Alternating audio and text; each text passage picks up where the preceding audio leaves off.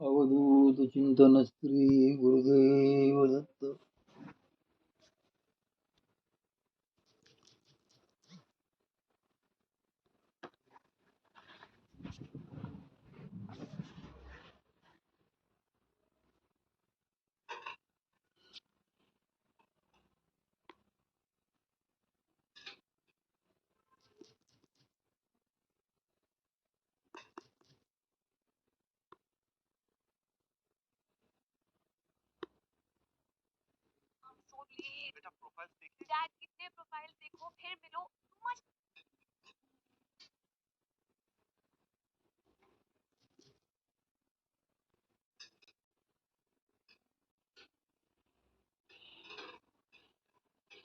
अवधूत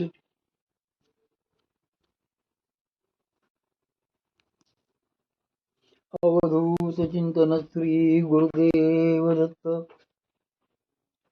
आज आपण वामनदास प्रकाशनचे पुस्तक वाचन करत आहोत. त्यातलं परमपूज्य शकुंतलाताई आपटे लिखित पहा यशोदे तुझा लेख खोडी हे पुस्तक वाचनात घेत आहोत. पहा यशोदे तुझा लेख खोडी, श्री शकुंतलाताई जयंत आपटे, वामनदास प्रकाशन. त्यात अर्पण पत्रिका देताना परमपूज्य ताई म्हणतात,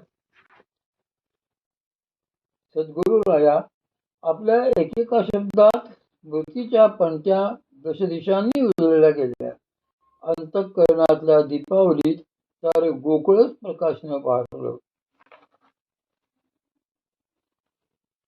या पुस्तकात परमपूज्य श्री दादा कोळे महाराजांनी 2 शब्द लिहिले आहेत. भगवान श्री कृष्णचंद्र प्रभूंच्या जयंती महोत्सवाच्या सुमंगल पर्वावर आपल्या हाती पहा यशोदे तुझा लेख खोडी येणे ही त्याच श्री भगवंताची एक सुमधुर लीला आहे. ज्येष्ठ गुरु भगिनी आदरणीय परमपूज्य सौ शकुंतलाताई आपटे यांचे सद्गुरू श्री संत माणिकप्रभू महाराजांच्या अभंग रचनेवरील हे दुसरे प्रवचन. पुस्तक देखील पहिल्या कृष्णा माझ्याकडे पाहू नको रे याप्रमाणेच नितांत भावसुंदर आहे. भगवान श्रीकृष्णांच्या अविट गोडीच्या दिव्य लीलांचे स्मरण चिंतन हा परमपूज्य सौ ताईंचा श्वास आहे, तर त्यांच्या श्रीचरणांचा वेध हा त्यांचा ध्यास आहे. त्यामुळे त्यांचे शब्द हे शब्द उरत नाहीत, ते युगाचे अडथळे पार करून थेट व्रजलीलांच्या काळात वाचकाला नेऊन ठेवणारे दूत घेऊन राहतात.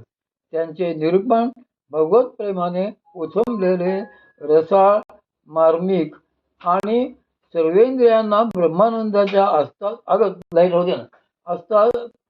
आस्वाद घडणारे असते.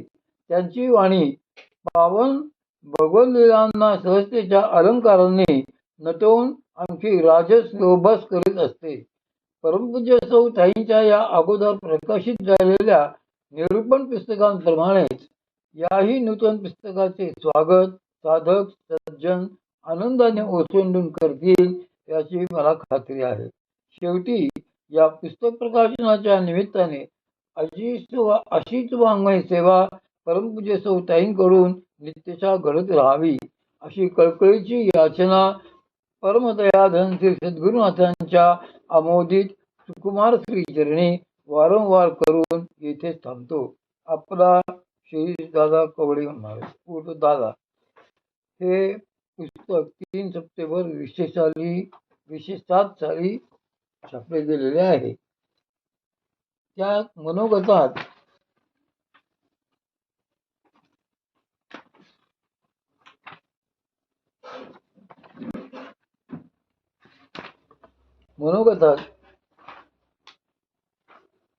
परमपूज्य ताई म्हणतात, सद्गुरू श्री संत माणिक प्रभू महाराजांची श्रीकृष्ण भक्ती पदे माझ्या अतिशय आवडीची आहेत.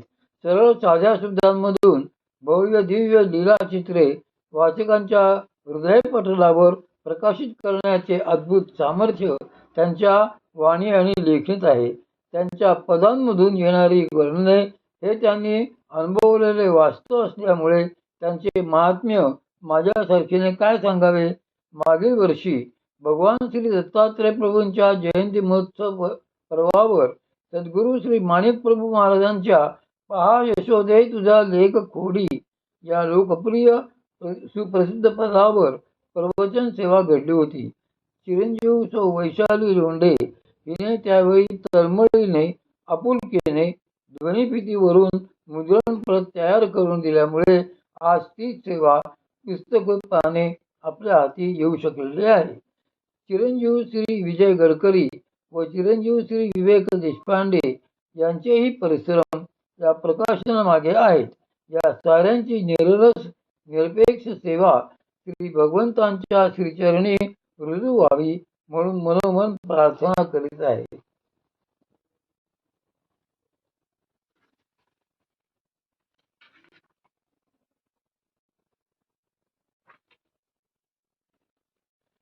भगवान श्री कृष्णचंद्र प्रभूंच्या बाललीला गोकुळ लीला या विलक्षण अनिर्वाच्य असा आनंद हृदयाला देत असतात. त्या बाललीलांची अवीट माधुरी त्यामुळे आज गेली कित्येक शतके संतांना पंतांना आणि सामान्यांनाही आपली मोहिनी घालीत आलेली आहे. सद्गुरू श्री संत माणिक प्रभू महाराजांसारख्या लोकोत्तर अवतारी विभूतीच्या मुखातून भावावेगाने जेव्हा त्या लीलांचा अमृत प्रवाह निस्सृत होतो तेव्हा आपल्यासारख्यांचा भाग्यचंद्र पूर्ण द्यायला आलेला असतो.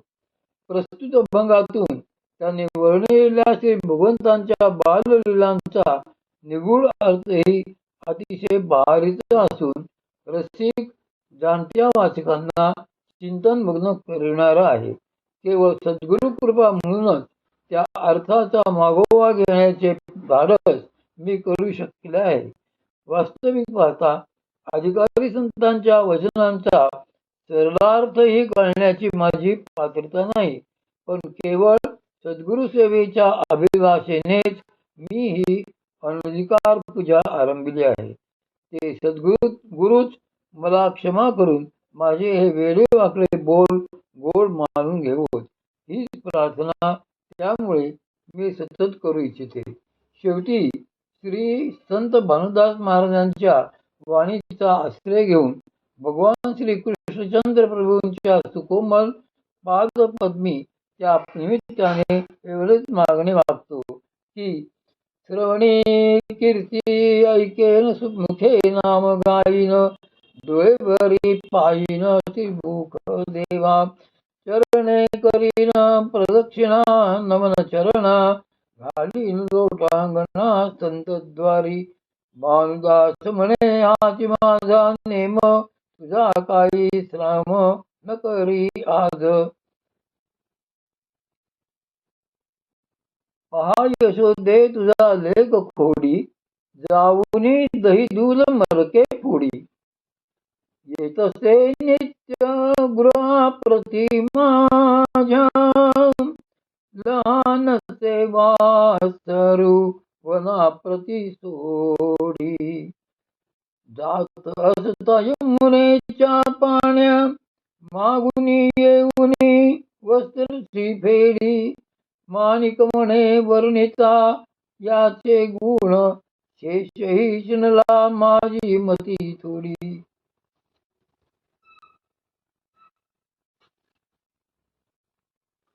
पहा यशोदे तुझा लेख खोडी पहा यशोदे तुझा लेख खोडी जाऊनी दही दूध मरके फोडी येतसे नित्य गृहाप्रती माझ्या लहान सेवा सरुवना प्रती सोडी जात असता यमुनेच्या पाण्या मागुनी येऊनी वस्त्रची फेडी माणिक म्हणे वर्णिता याचे गुण शेषही शिनला माझी मती थोडी.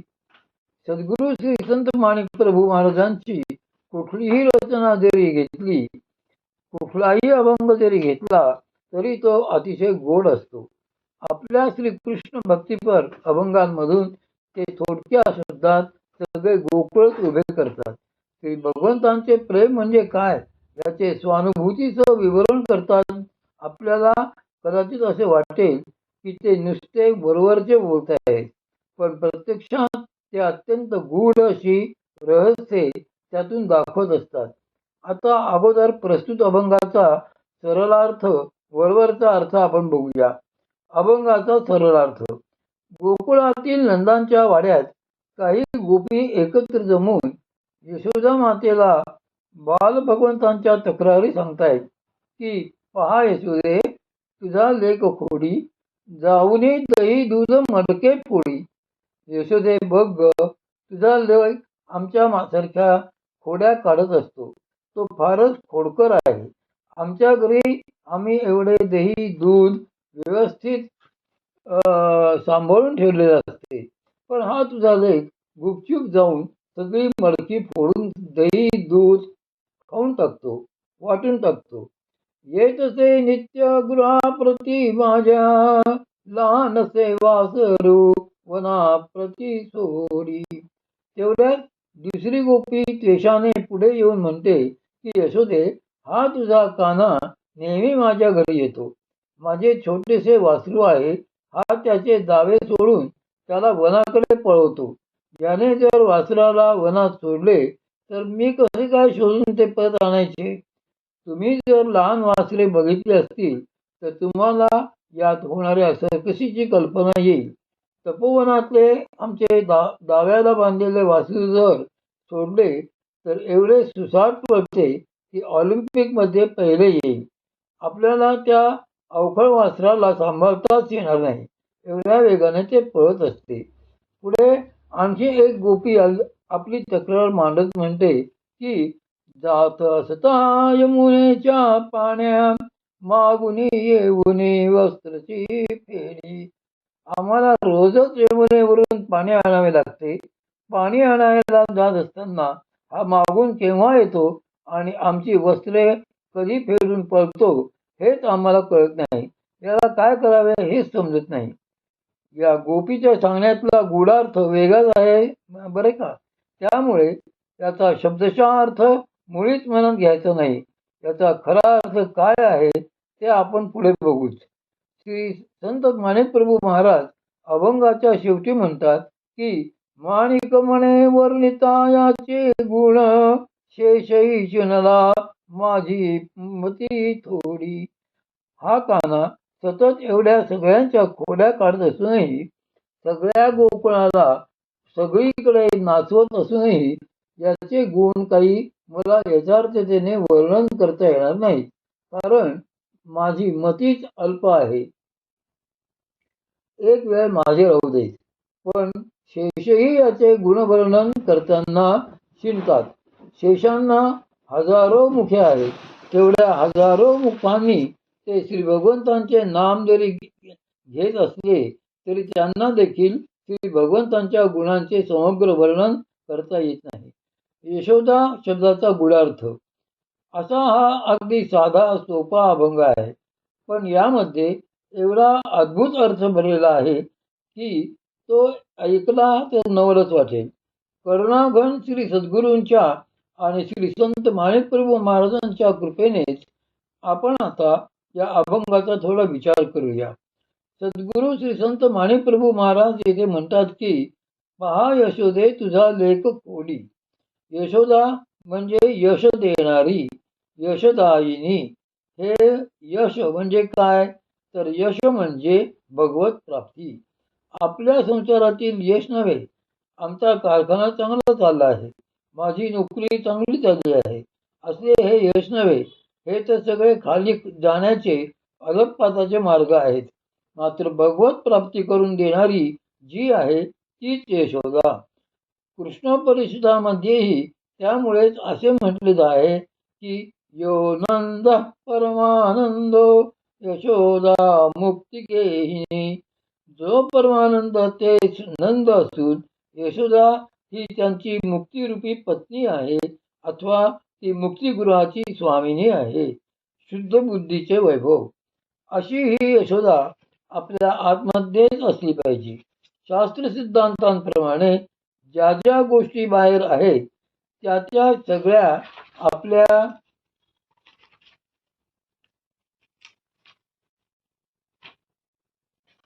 आपल्या आतमध्येही असल्याच पाहिजे. हे आपण कितीतरी वेळा ऐकले आहे आणि समजूनही घेतले आहे. मग ही आतमध्ये असलेली यशोदा कोण असावी? ज्या यशोदेचा लेख इंद्रियकुळात गोकुळात प्रगट व्हायचा आहे, ती यशोदा म्हणजे शुद्ध बुद्धीच असली पाहिजे. शुद्ध बुद्धी ही फार महत्वाची असते. नुसती बुद्धी नव्हे तर शुद्ध बुद्धी. अशी ही शुद्ध बुद्धी जर प्रगट झाली तर श्री भगवंताची कृपा झाली आहे हे समजून घ्यावे. या शब्द बुद्धीत जर श्री भगवंत प्रगट झाले तर ते कधीही नाहीसे होत नाहीत. ते तेथेच राहतात, कारण तीच यशोदा आहे. त्यामुळेच सद्गुरू परमपूज्य श्री वासुदेवानंद सरस्वती स्वामी महाराज आपल्या वेदांत परभागवतम या स्तोत्रात असे म्हणतात की सवृत्ती सात्विकात्माख्य यशोदानंदतात वाक. येथे ते यशोदा ही सात्विक वृत्ती असल्याचे सांगतात. याच सात्विक वृत्तीला शुद्ध बुद्धी असे म्हणतात. आता ही जी शुद्ध बुद्धी आहे तिच्याबद्दल सद्गुरू श्री माऊलींनी हरिपाठामध्ये असे म्हटले आहे की बुद्धीचे वैभव अन्य नाही दुजे, एका केशवराजे सकल सिद्धी.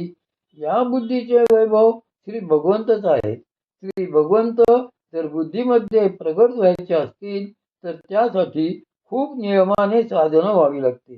त्या योगे कुठेही वैराग्य यावे लागते. त्याशिवाय बुद्धी शुद्ध होत नसते. अभिरूप कपिलची कथा या संदर्भात एक सुंदर गोष्ट आठवते. एकदा का ही बुद्धी शुद्ध झाली की श्री भगवंत तिच्यातून परतत नाही, ते तेथेच थांबतात. अभिरूप कपिल नावाचा कौशांबीच्या राजपुरोहिताचा मुलगा होता. त्याने इंद्रदत्त नावाच्या आचार्याकडे आपले सगळे शिक्षण घेतले होते. त्यांनी त्याला वेदशास्त्रे पुराणे या सगळ्यात पारंगत केले होते. वेदशास्त्रे पुराणे या सगळ्यात पारंगत केले होते.